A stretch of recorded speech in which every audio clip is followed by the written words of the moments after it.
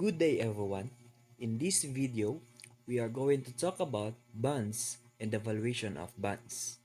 Today, we will explore the fundamental mathematics behind pricing debt securities. We will break down key parameters, derive standard bond valuation formulas, evaluate pricing cases under par and premium redemptions, and construct a complete premium amortization schedule. So, to understand bond mathematics, we first need to define what a bond is and map out its core parameters. Mathematically, a bond represents a formal contract where the issuer promises to return a specified redemption value, denoted as S, on a future maturity date, denoted as D. In the meantime, the issuer distributes systematic period coupon payments, denoted as C, at regular intervals. These payments can occur monthly, quarterly, semi-annually, or annually. So let's look at the key variables on the right side. So face value, or F, is a baseline par amount printed on the bond certificate. The redemption rate, denoted as D, determines the final payout, and the bond rate, denoted as B, is the nominal annual percentage which we divide by M, the number of payments per year, to find our periodic interest rate, denoted as R. So let's have an example. A company issues a 50,000 face value bond with a nominal annual bond rate of 8%. The coupons are distributed semi-annually and the bond matures in 10 years, scheduled to be redeemed at 104%. So let us solve the coupon payment and final redemption value. So first, our periodic rate, denoted as R, is the annual rate of 8%. Then we divide it by 2, giving us 4% per period.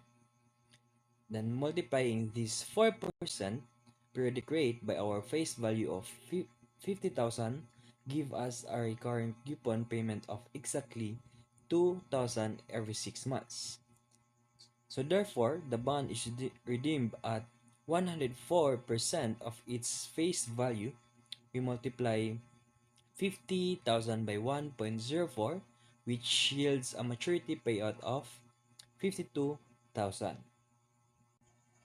And now, since we already know how to calculate coupon amounts, how do we determine what a bond is actually worth today? This brings us to bond valuation. The current purchase price, denoted as P, of a bond is calculated by discounting all future cash flows back to their present day at a target yield rate, denoted as I. The yield rate, often called the investment rate, represents the rate of return demanded by the buyer based on current market risk and interest rates.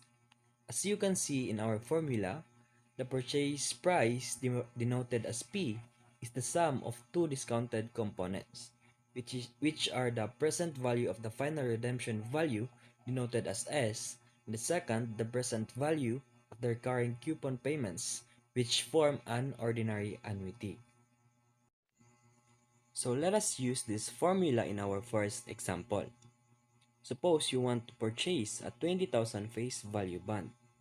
It pays an 8% coupon, compounded semi-annually and matures in 5 years, paying out at a premium rate of 110%.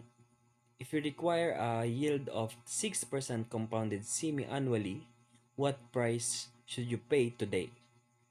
So first, we are going to identify our variables. So our redemption value, denoted as S, is 22,000, and our periodic coupon rate, denoted as R, is 4%, yielding 8 coupons.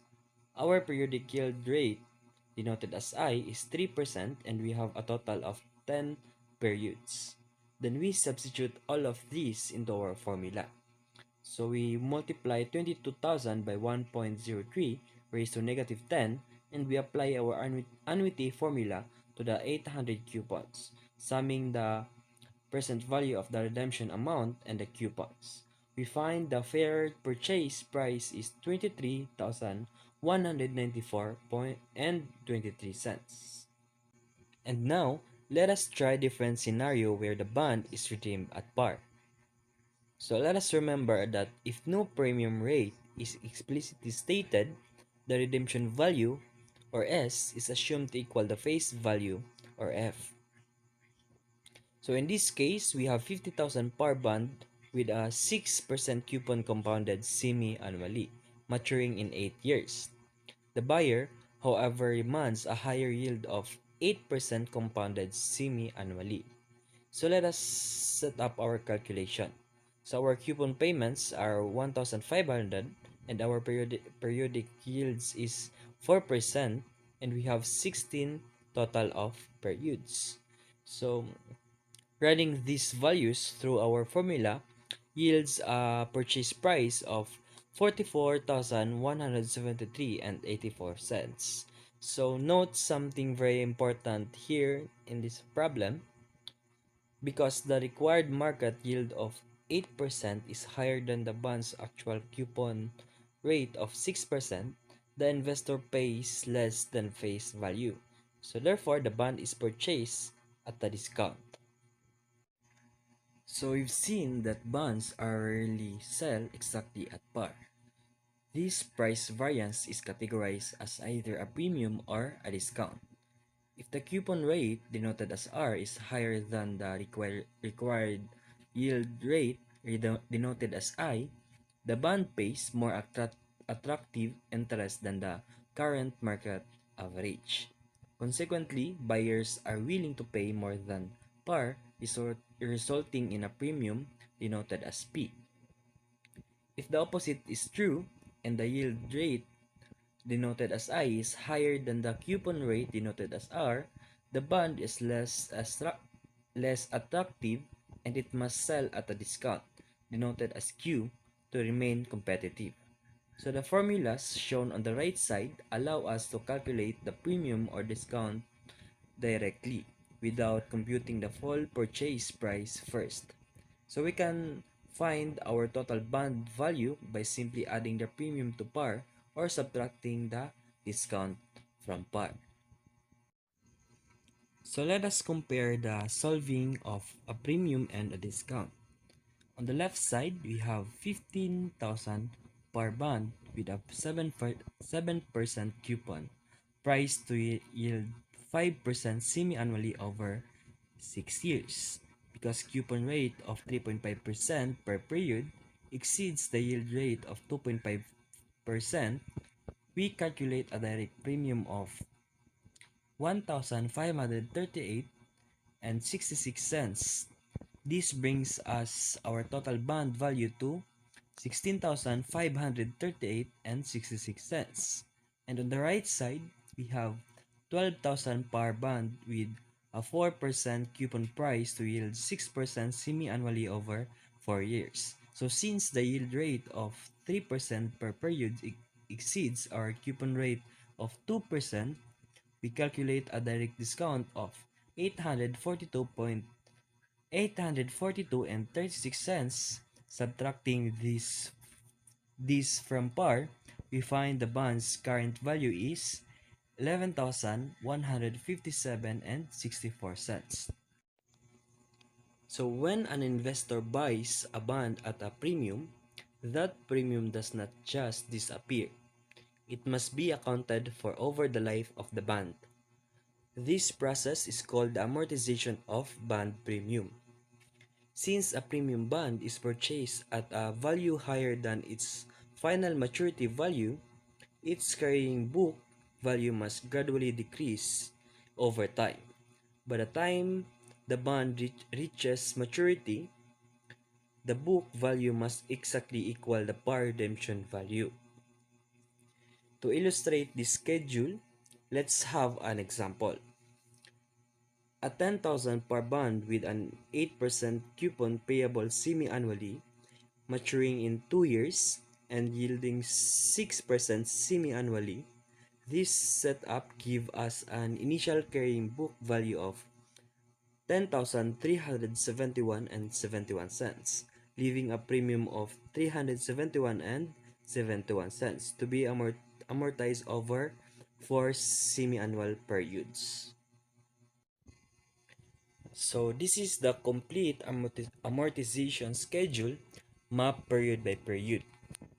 So at period 0, we record our initial purchase book value of 10,371 and 71 cents. And in period 1, we receive our first coupon of 400. However, the actual interest earned based on our 3% yield rate is only 3% of our starting book value, which is 311 and 15 cents. The difference between our 400 cash coupon and this interest earned is 88 and 85 cents. We use this remaining amount to write down our premium, reducing our new book value to 10,282 and 86 cents. So we repeat this step for every subsequent period. Notice how the interest earned decreases as our book value drops, causing the premium amortized column to increase each period. At the end of period 4, our book value lands perfectly at 10,000, matching our par value exactly on the day of redemption. So I think that's all for our discussion in this video. Thank you so much for watching and have a good day.